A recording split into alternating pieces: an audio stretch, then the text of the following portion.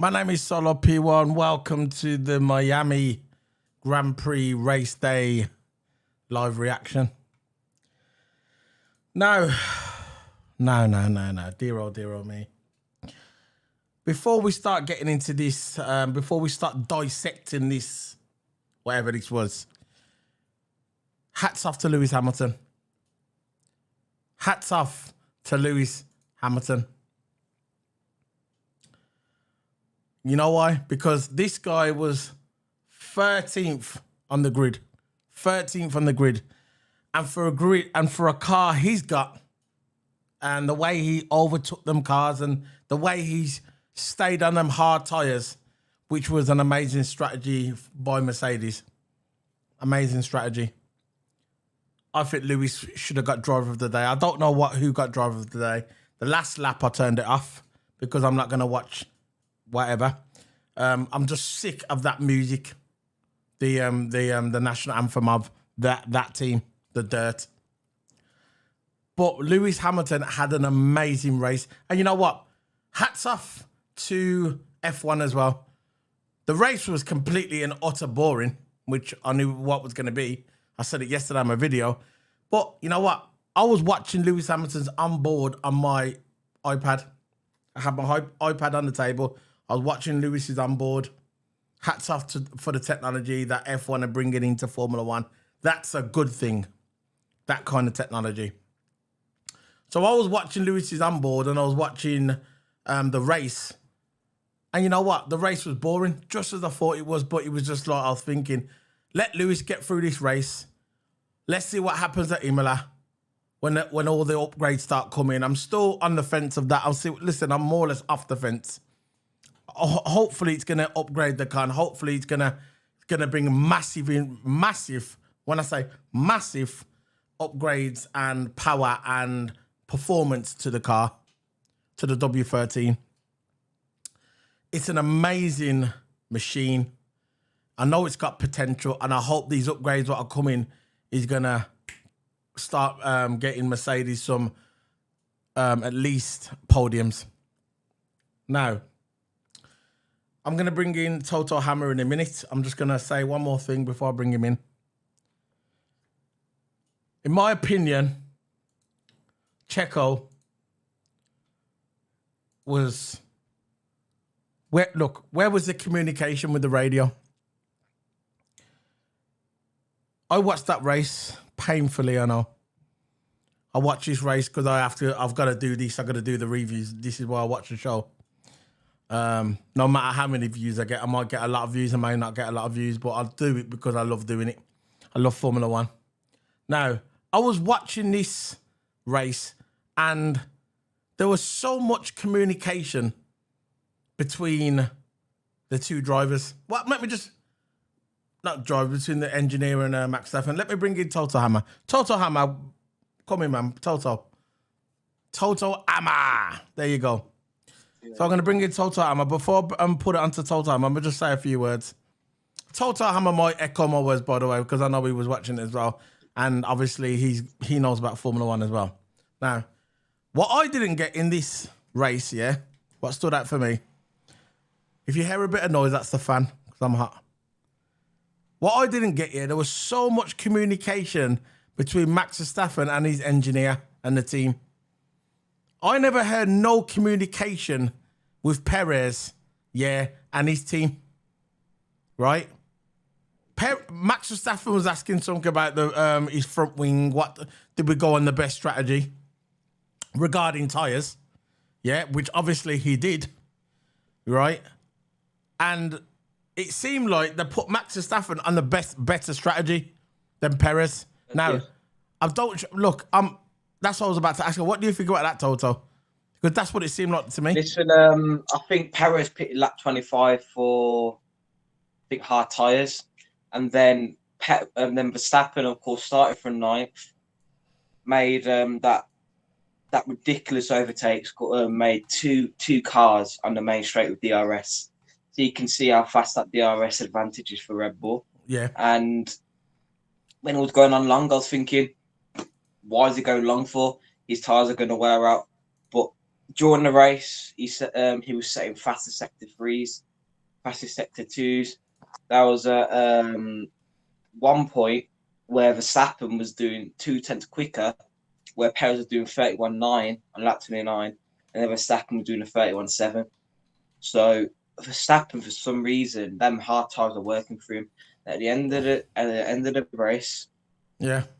for the good strategy, went long, pitted for the medium tires, got the traction and grip. Don't get me wrong, Perez tried, but he was on old hard tires.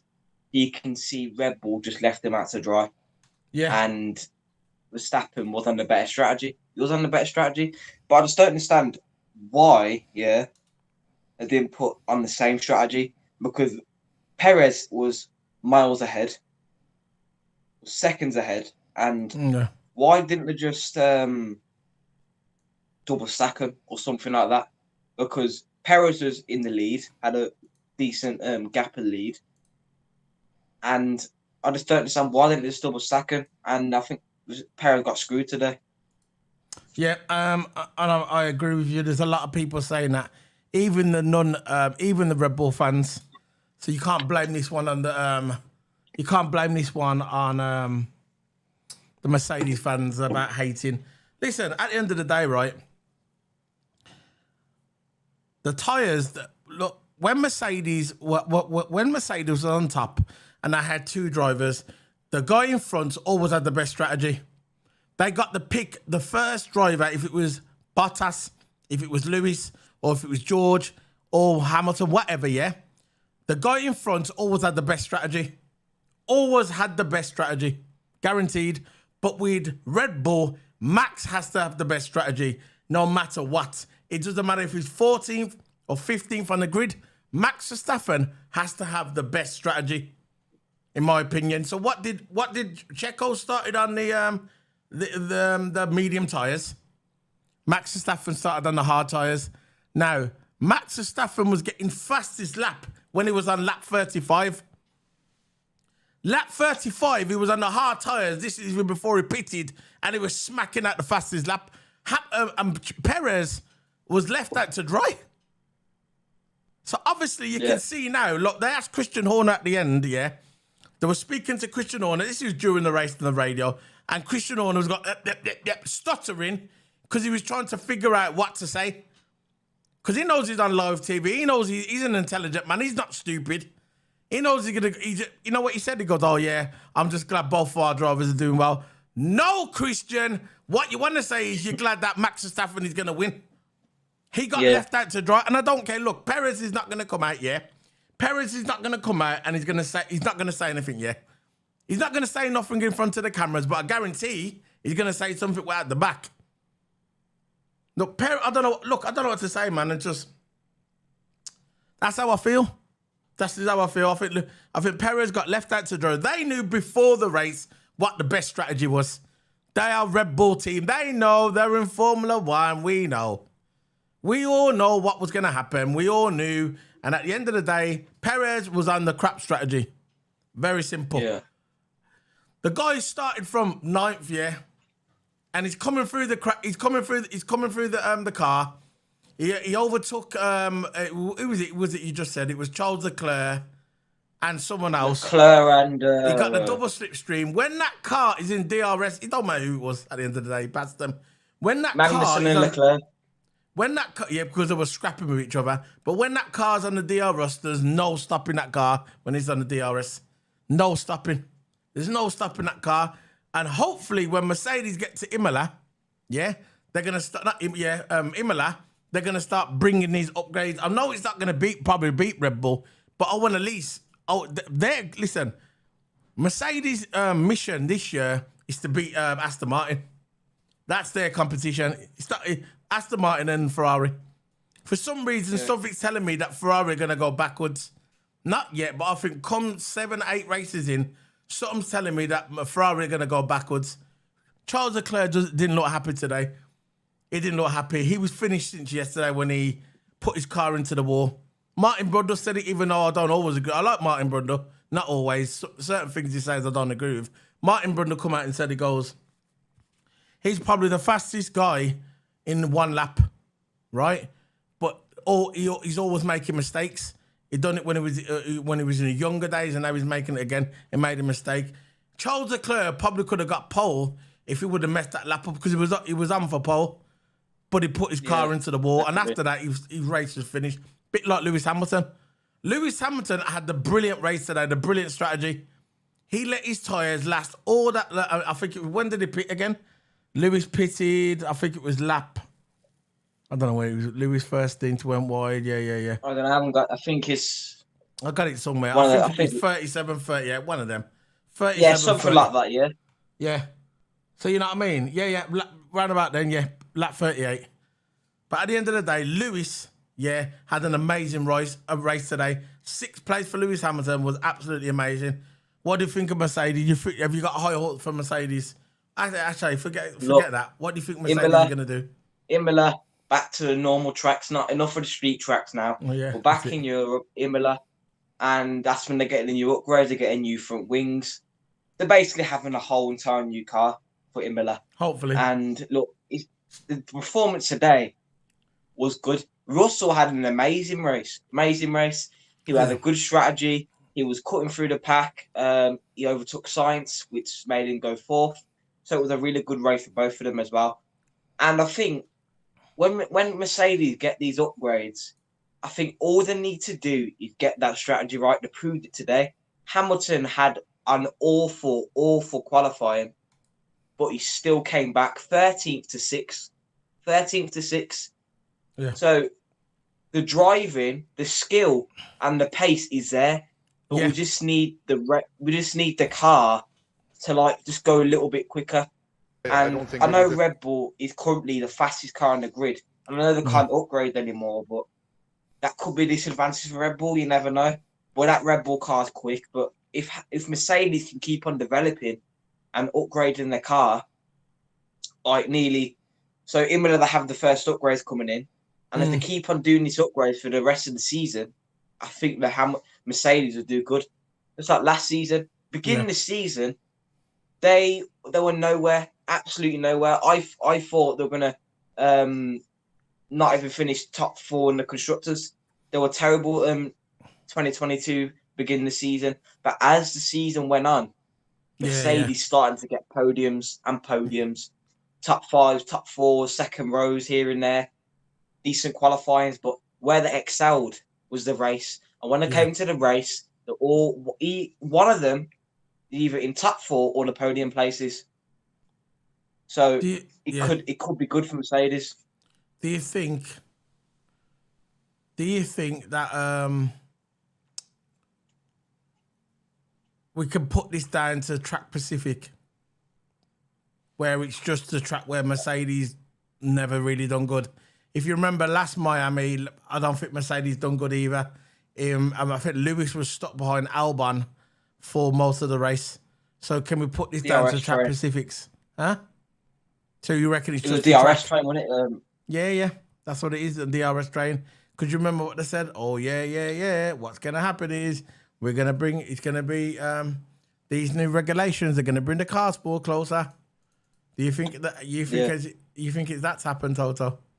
You think they brought the cars closer? No. Because listen, if the cars were more equal and closer, you see the Williams and everything. You wouldn't see Logan Sargent finishing plumb last, 22nd behind the whole pack. You probably would, but you'll get more closer racing. Exactly. Look, But it's just like Red Bull is basically replacing Mercedes as the ones that are just going on that big domination. It's like Hamilton and Rosberg. Mercedes didn't cheat, Bahrain 20.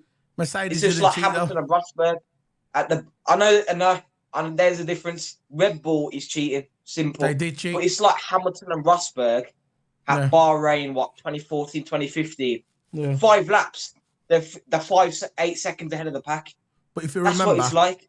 Yeah, but if you remember, when that happened, 2 years into the regulations, Ferrari caught up. So when they had the new regulations 2 years later, in less than 2 years, Ferrari was starting to catch up. And that's when Red Bull, you had the emergency. Hamilton had that rivalry. Yeah. And if you look at it, Red Bull were catching up a bit as well. So you can look at it that way. So I've got this video. We're going to play it now. Some audio. You can hear my audio anyway. It's basically TOTO He said basically, a quote, I hope that Imola, we are going to make a step at Imola. So I'm going to play that, right? This is Toto Hammer. No, Toto Hammer, Toto Wolf. Well, 2 years ago for a fourth and sixth, I don't think we would have been as delighted as we are today, but you say that we have just a difficult car and qualifying was difficult. Fourth and sixth is solid. The car was good today.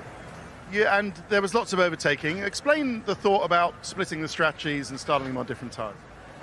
Well, from P13 it's pretty difficult if you start on the same strategy than everybody else to pass, and therefore the hard. And then we saw that some others had thought the same, and it was a bit difficult. So considering that the strategy hope that we had that nobody would start on the hard was a bit diminished. But then at the end he drove a superb race and got them at the end. Yeah, it was an easy decision, wasn't it? I don't think you're expecting Lewis to hold George up on a different tire. No, absolutely not. Job was a stop ahead, but the team play is still fantastic because you see two teammates, and they are both on very good levels, but it's just so straightforward, and that is really for us so good in such a difficult moment. Okay, triple header ahead, Toto. Imola, Monaco, and Spain. Which one of those might we see a stronger Mercedes? I hope that in Imola we're going to make a step, also in our understanding. But at the same time, we are glass half empty people. I don't want to go to Imola and say we're half a second quicker and in the middle of the fight. We are not, but we're establishing a new baseline. Well, so that was from Toto Wolff.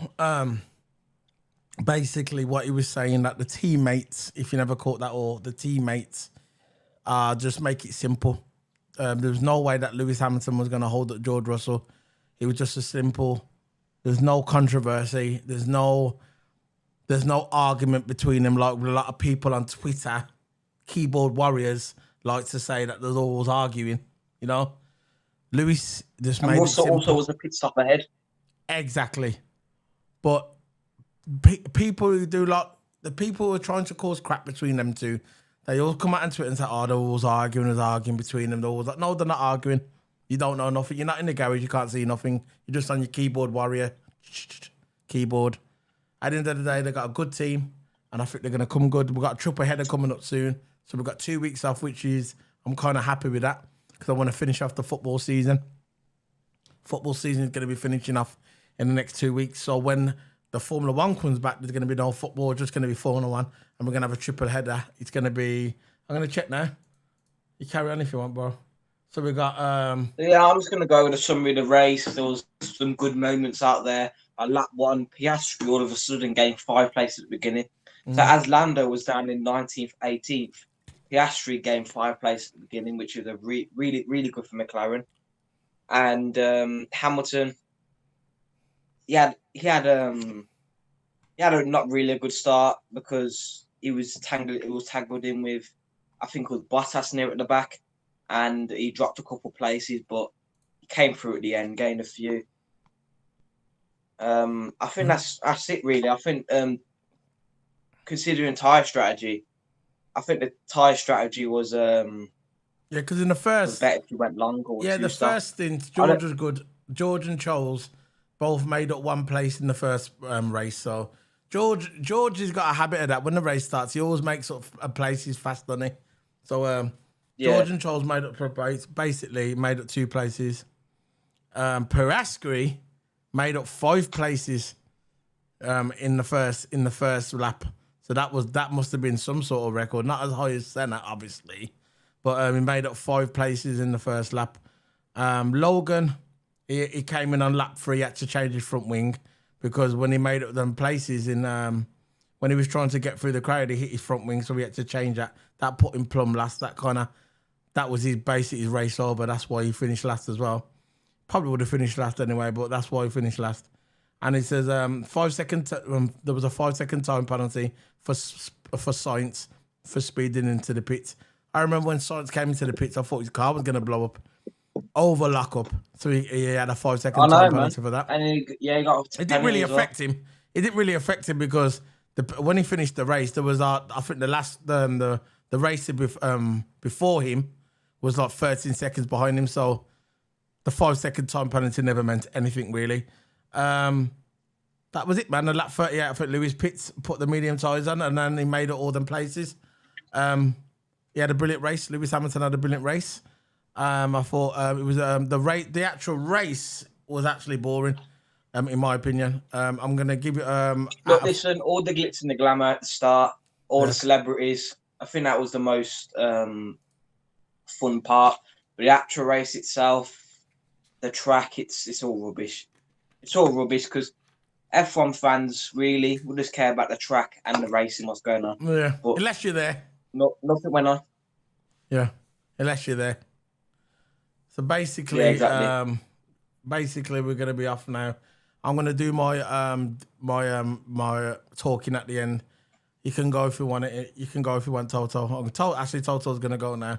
Toto's going to be doing a debrief with me tomorrow. So check out. I think it's going to be around about 7 o'clock tomorrow.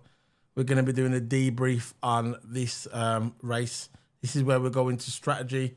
We're going to more detail. That's my favourite part, the debrief, because I like the debrief, talking about tyre strategies and all that. So we're going to be doing a debrief tomorrow. Look out for my podcast, which I'm going to be uploading some podcasts today or tomorrow. On my iTunes, scan the 2 codes, just scan me. And that's it, man. There you go. We're going to be off. Toto, see you later, bro. I'm going to head off. Yeah, man. See you later. Yeah, man. Let's bring on the debrief for tomorrow and see Much love, what we can talk about and bring on Imola. Bring on Imola for Mercedes. So, yeah, man. See you later, guys. Toto Hammer. Bye. So that's Toto gone. I'm going to be off now, guys. But before I go, I just want to just get my points out there before I leave. Look, when I come out on my channel and I start making predictions and whatever, yeah, I don't mean to. I'm not being negative. I'm just being real, guys or girls. At the end of the day, I knew this was going to happen at this track. It's going to be a DRS train. Look, don't get me wrong. You had the celebrities there, which is nice if you want to watch on TV if you're there, whatever, yeah. It's nice you got the celebrities there. Everybody's there. It's America. It's Miami. But what it boils down to, when that goes lights out of the way we go, I knew this race was going to be a snooze fest. I knew it. I knew it. And it's going to be the same at Las Vegas. I don't care how big that one straight is, and Las Vegas is still a street track. Still going to get the same problems. We're still going to get the DRS train. Now, the next three races we've got coming up is Imola, Monaco, and Spain. There's 2 weeks off, and then after that, we're having a triple header. Now, Monaco is a snooze fest, so you can write that one out. But we've got Imola and we've got Spain. Monaco is the one in between. Now, I'll be doing my football. They'll be finishing it off in the next couple of weeks. I'll do Liverpool watch-alongs and reviews. I'll be finishing it off in the next couple of weeks. And then when we start at Imola, it's just going to be all Formula One. It's just going to be all Formula One. And hopefully, when Imola starts, that Mercedes brings some upgrades so they can take the fight to Aston Martin. Because the fight, I don't think it's going to be at Red Bull. We're going to have to probably wait that till next year. But this year, the fight is to Aston Martin. That's the fight for Mercedes. And I hope in the next 2 weeks we're going to get better racing, which we should, because we are back in Europe and we are back on a proper track, historic track. So this is Solo P1 signing out. Don't forget to hit the subscribe button, hit the like, scan the 2 QR codes. I'm going to be heading off. See you guys in 2 weeks. Actually, I'll see you tomorrow when I do the debrief. And we can go through the race with a fine tooth comb.